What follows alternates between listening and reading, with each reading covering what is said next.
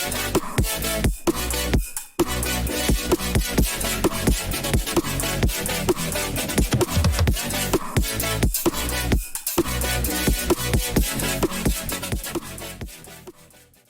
evening, everyone, and thank you so much for joining us. My name is Kayla McClellan. My pronouns are she, her, hers, and I am the staff lead for the Diversity, Equity, Inclusion, and Belonging Committee here at Mass Youth Soccer, also known as DEIB.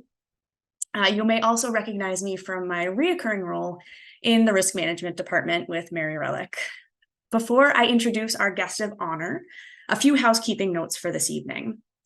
First, this presentation is being recorded. Second, during the presentation, we do ask that you keep your microphone muted. And finally, at the conclusion of this presentation, there will be time for questions.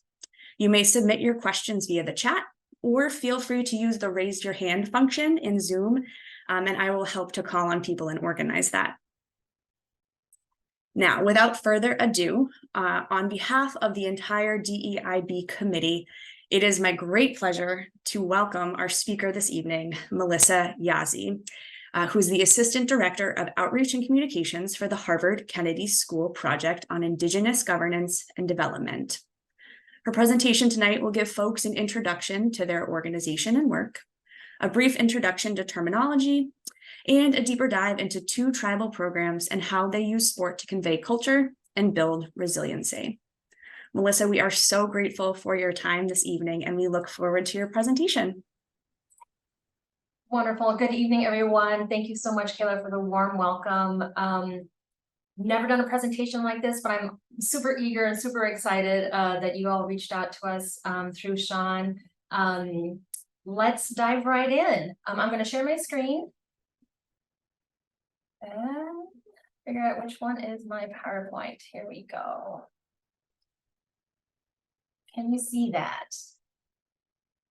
Yes. Wonderful.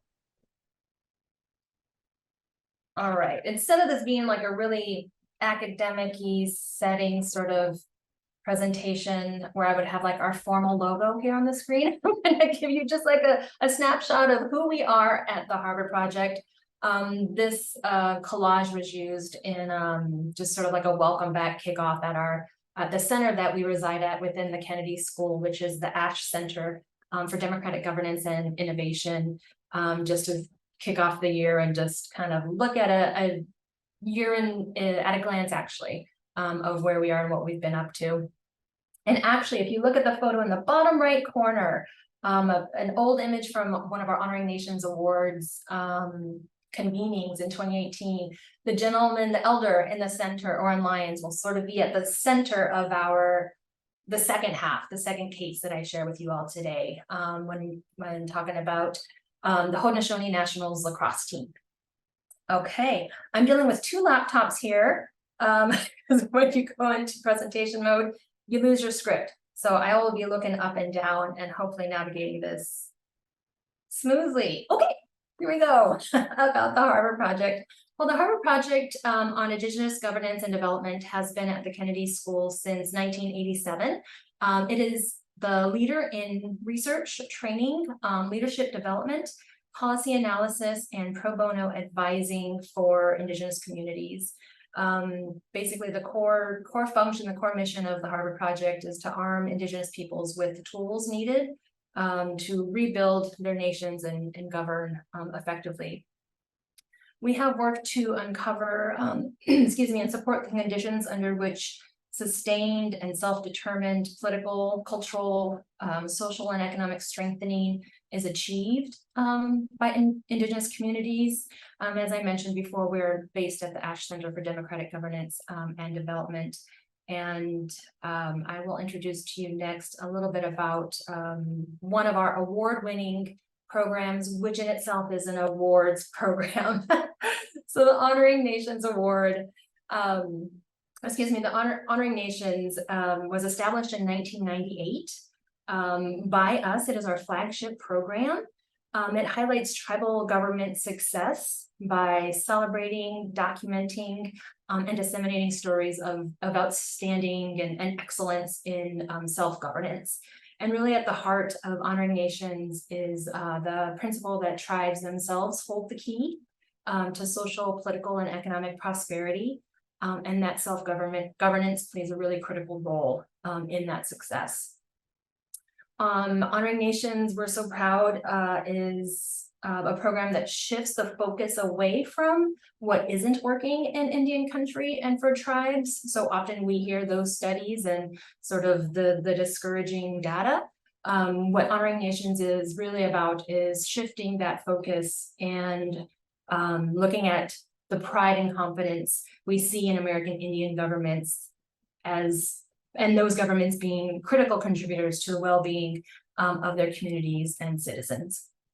So I'm excited to share that about this work. We have a couple key partnerships that help spread the word and disseminate these good practices, best practices in self-governance. These are some beautiful Haudenosaunee young women at an exhibit in the Smithsonian National Museum of the American Indian. For a few years, this is pre-pandemic, we would collate these vinyl banners and pull from the Honoring Nations awardees. To date, we have awarded 142 travel programs over the 25 years of Honoring Nations, and that is reflected with over 100 tribal nations, 100 Native nations in the US have received those awards. You can see how out of date, if you know your federal Indian tribe, federally recognized tribes numbers, that banner is obviously out of date. This is from a photo from several years back. Today there are 574 federally recognized tribes. But this partnership with the Smithsonian is really something that helps us, like I said, elevate the work of tribal nations.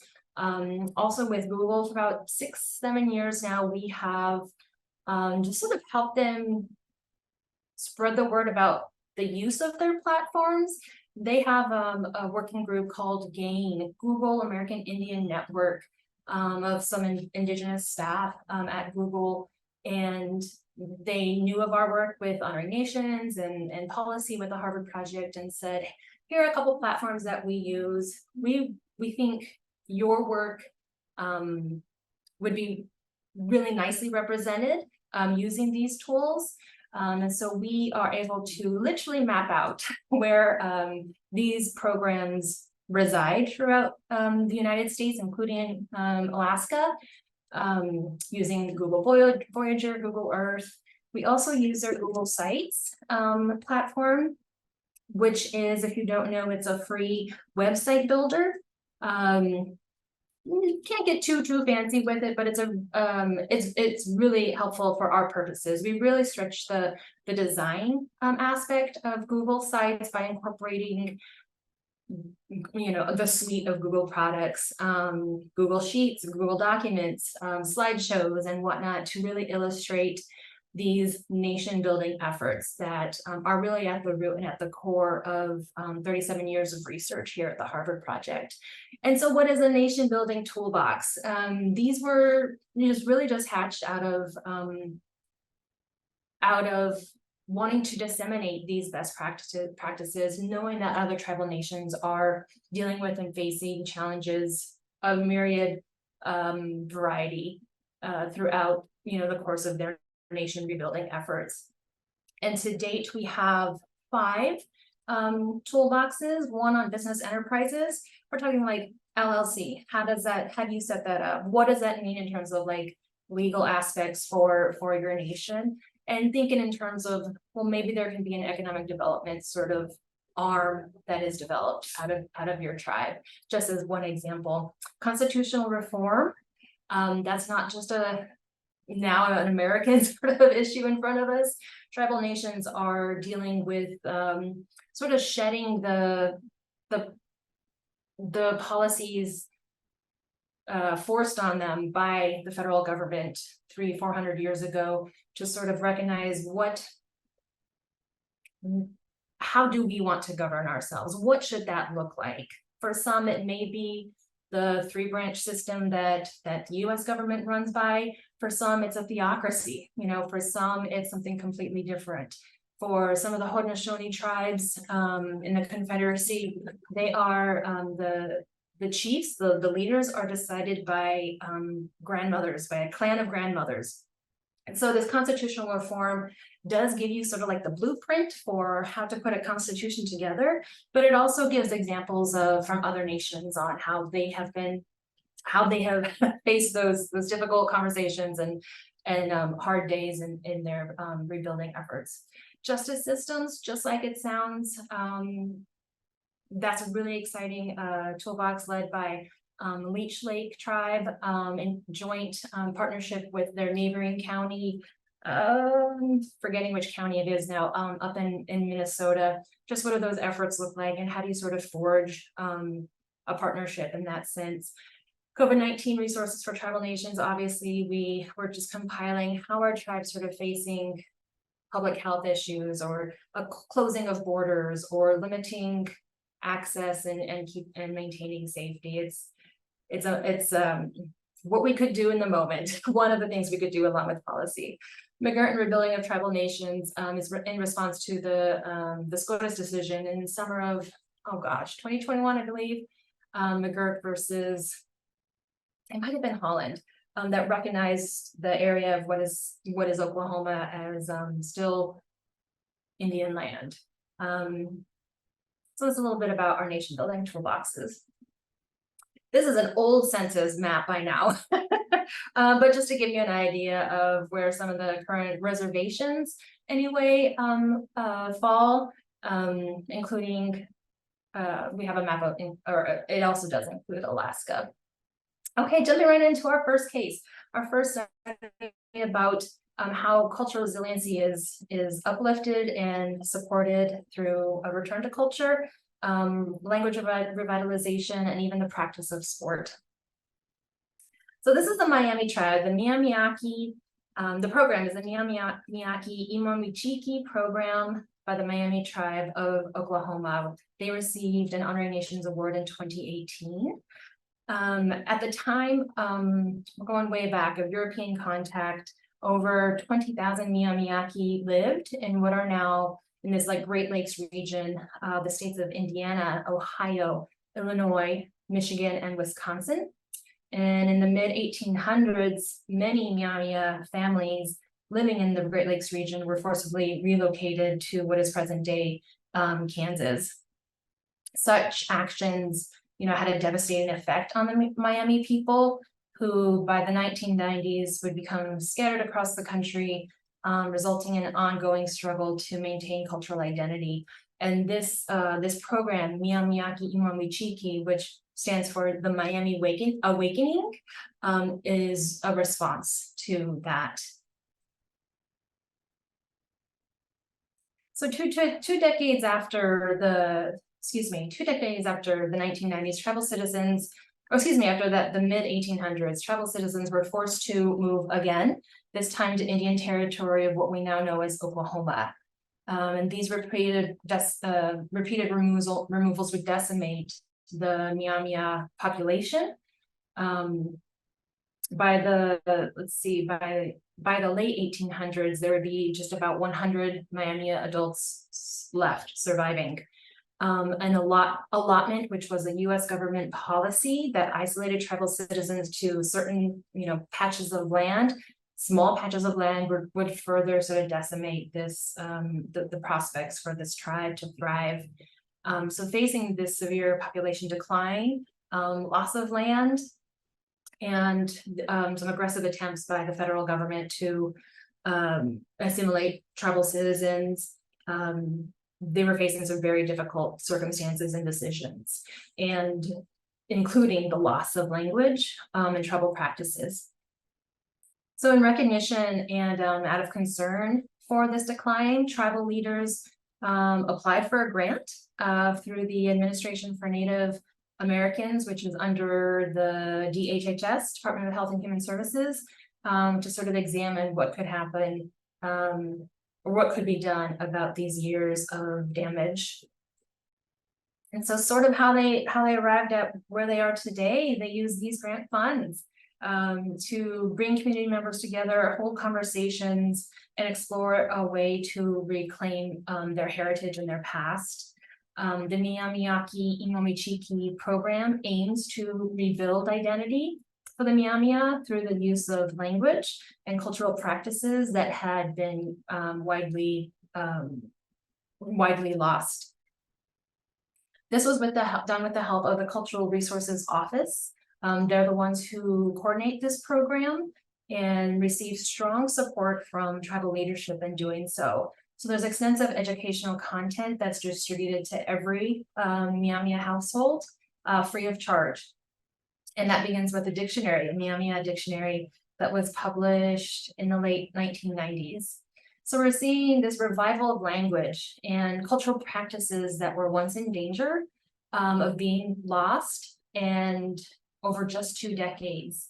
And in fact, what would have been the complete loss of what it means to be Miamia. So connecting this now to sport, and what does that mean? Citizens began to take part in lacrosse games and traditional dances.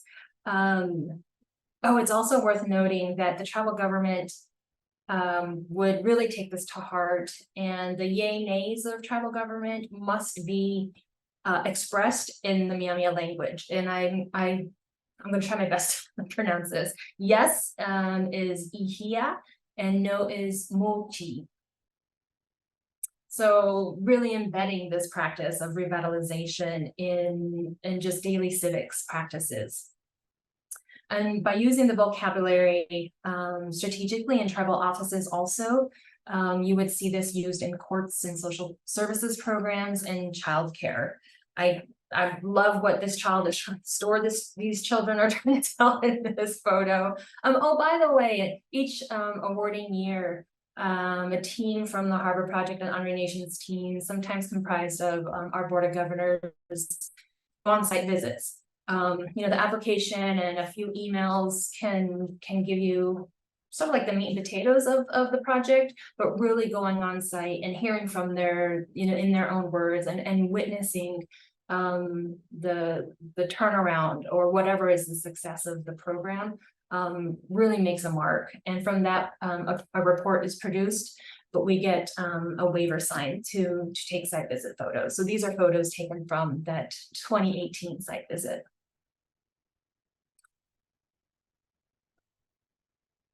So the Miamiaki Imamichiki program rebuilds the community by creating a sense of belonging. In the words of one of their citizens, they said, "When I greet another Miami in our language, I feel a connection between our hearts." So about lacrosse in Miamia culture. Throughout the tribe's history, lacrosse, known as Piki Taman Haminki in the Miamia language, has played an important role within the community among its young men and women who we know engage in exercise and competition and get to vent their frustrations. I think some healthy practices in that sense for our young people who are going through a lot in their adolescence, and in that sense is a healthy sort of expression. Lacrosse for them is a ball game that the Miamia play for sporting and for social reasons. Historically, they would carry a wooden stick with a small bent hoop on the end, and the hoop had a small basket, small pocket constructed of leather with string in which the ball made from a knot of wood was carried, thrown, and caught. So participants, and what's the feedback? How is this impact really being expressed or felt throughout the community? We found that participants note that the program, which is based, on historical documents and ancestry, allowed them to feel closer, and that they could consciously understand and sense a shared cultural sort of bond, a Miamia community in a sense.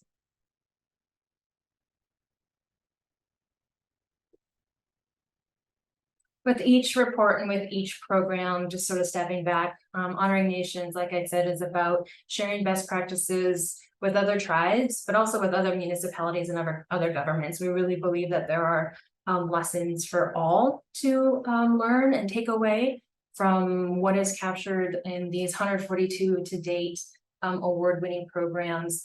And so we try to like sort of distill, but also just really capture, if we can, what are the main lessons that are found in each of these awardees.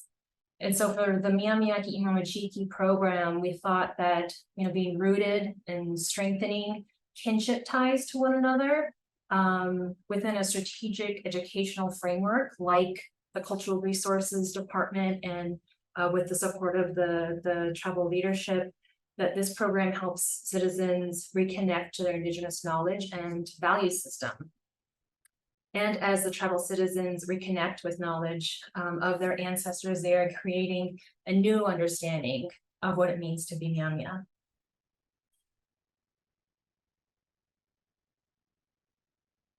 Our second story, our second case, the Haudenosaunee Nationals lacrosse team were, I think, awarded in our very first year. And this was before smartphones, before even digital cameras. It was 2000. So we don't have photos from that site visit. So I am borrowing photos from, they have One Bowl Productions. This gentleman, Chief Oren Lyons, in the center, he helped found a media production studio called One Bowl Productions. They produce a couple great documentaries, including one on lacrosse. One Bowl Productions, Archives of the Haudenosaunee Archives, and one other from an LA Times article. So forgive me, but I just wanted to give photo credit there. So the Haudenosaunee Confederacy is comprised of the Mohawk, the Oneida, the Cayuga, the Onondaga, the Seneca, and the Tuscarora nations. And officially sanctioned by the Grand Council of Chiefs to represent the Haudenosaunee, the national lacrosse team is the only national native sports team in international competition. The team has won numerous medals and awards. They have traveled overseas. They have used Haudenosaunee passports, and in doing so, successfully engaging state departments and embassies and consulates around the world. In doing so, recognizing the sovereignty of the Haudenosaunee Confederacy and its member nations. So you hear me talking about nations and native nations and sovereign nations. The treaty rights of the 574 federally recognized tribes today permit them that nation to nation negotiating between the U.S. government and these nations. And certainly the Haudenosaunee have really paved the way in stretching that even internationally. And what the nationals team has meant in that sense is really a sort of an outstanding example of what sovereign to sovereign nation diplomacy can look like. So besides being well known throughout Indian country for just like this firm stance on sovereignty, the Haudenosaunee are also known as the originators of lacrosse. They believe that since time immemorial, Haudenosaunee men played lacrosse. Lacrosse in their language is Gachikwais. And I will note that they have, the old jerseys, Iroquois. We've heard of Iroquois Confederacy, but they renamed in 2022. The team renamed themselves from the Iroquois Nationals Lacrosse to the Haudenosaunee Nationals Lacrosse. Iroquois was a French term assigned to them that was disparaging. So this is from the archives, obviously. And we renamed the report and renamed everything on our website to reflect and respect the renaming. So so to the Haudenosaunee, what does Gachikwais mean to them? It is a gift from the Creator to be played for his enjoyment as a medicine game that heals. it rejuvenates individuals and communities, and it's for socializing. They obviously see it as a competitive sport as well, played on a field or in an enclosed arena.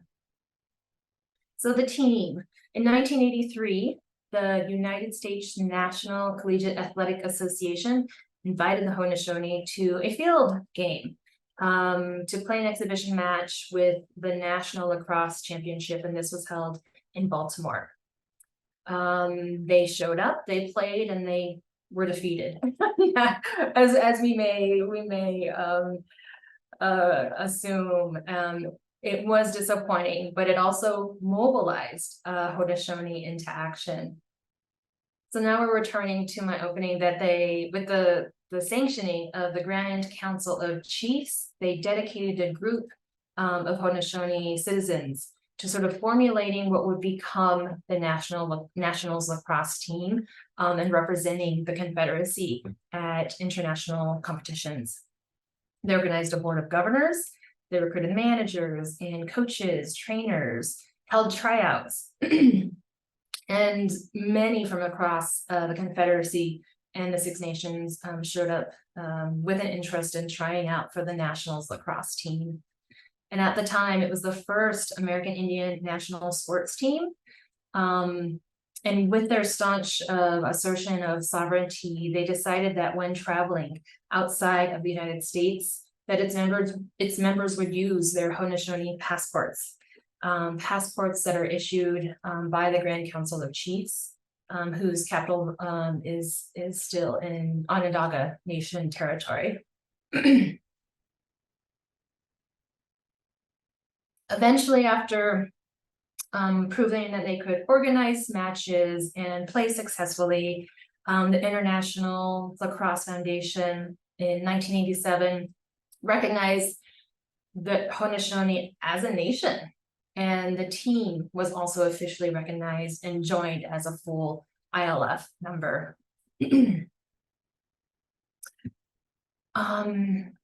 Oren again is on the far right. Oren Lyons, Chief Oren Lyons, Onondaga hereditary chief, is on the far right. He is in his own right a really renowned lacrosse player.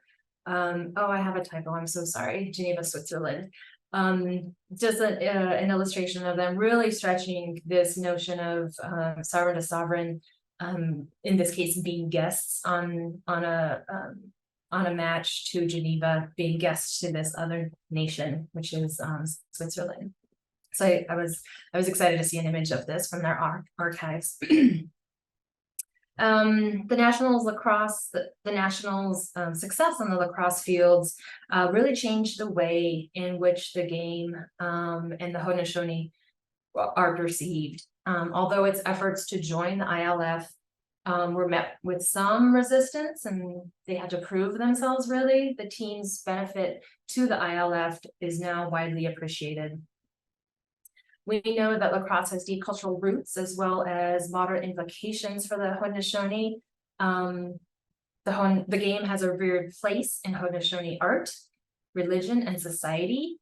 But the Nationals lacrosse team itself is an expression of Indian sovereignty. And through this insistence on an admittance to the ILF, and its difficult but successful displays and engagements on the field with U.S. and foreign teams, pushing to have the recognition of Iroquois passports, the Nationals do stand out in what it means to be self-governing and sovereign. So you sort of see why we recognize them in our inaugural year of honoring nations with an award. This is an image of Jeremy Thompson, who's comes from a well-known family of really successful and talented lacrosse players. And this is a very modern photo. And yes, they do have their eyes set on Olympics 2028, which is to be held in Los Angeles, I believe. And this is an image from, I believe, World Championship.